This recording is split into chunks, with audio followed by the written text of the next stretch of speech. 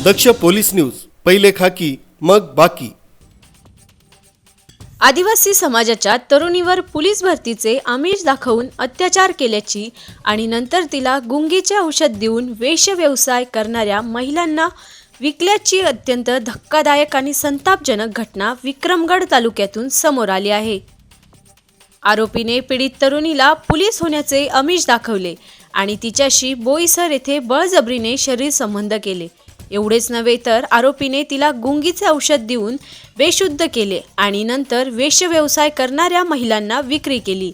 2 महिने त्या ठिकाणी राहिल्यानंतर आरोपींनी पीडित तरुणीला अकोले आणि संगमनेर येथे एका बिगर आदिवासी व्यक्तीला पुन्हा विकले।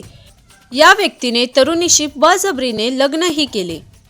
या नराधमाच्या तावडीतून तरुणीने स्वतःची सुटका करत घरी परतल्यावर न्यायासाठी दाद मागितली।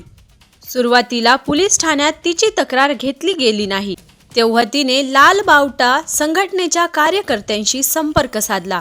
लाल बावटाच्या कार्यकर्त्यांनी विक्रमगड पोलीस ठाण्यावर मोर्चा काढल्यानंतर अखेर आरोपींविरुद्ध गुन्हा दाखल करण्यात आला। याविषयी त्या तरुणीने आपल्यावरील अत्याचाराची माहिती दिली। तर बेलकर साहेबांवर पहिली कारवाई झाली पाहिजे ना दुसरी कारवाई शैलेशला डायरेक्ट आतमध्ये टाकला पाहिजे। ओढा सगळा झाला असून तरी बेलकर साहेब शैलेशला अंगाखाल घाल।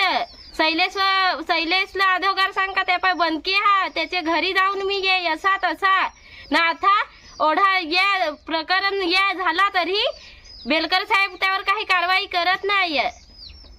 आमच्या गरिबांना आज आदिवासी पोरी तिकडे त्याही नेली ना मारून बिरून टाकतात, आम्हाला त्यांचा काहीच नाही पता चालता। माझी ताई आज आली तरी बेलकर साहेब त्यावर काही कारवाई करत नाही। बेलकर साहेबांवर पहिली कारवाई झाली पाहिजे। ते वेळेला आम्ही जाऊ तर बेलकर साहेब आम्हाला काय बोलून देत नाही का, बोलाय नाही का आदिवासींना असा तू समजास पोलीस झाला असतं काय झालं असं। माझी ताई 6 महिन्यापूर्वी हरवेल होती। आम्ही वेळेगत माझी आई ना मी आम्ही पोलीस स्टेशनला जाऊ तर बेलकर साहेब काय दाद नाही देत का तुमच्या पोरीविषयी काही पुरावा नाही।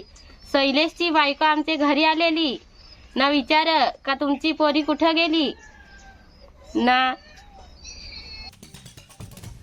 विक्रमगड पोलिसांनी या घटनेची गंभीर दखल घेतली असून अधिक तपास आणि आरोपींना पकडण्यासाठी नाशिक येथे एक पथकही रवाना केले आहे।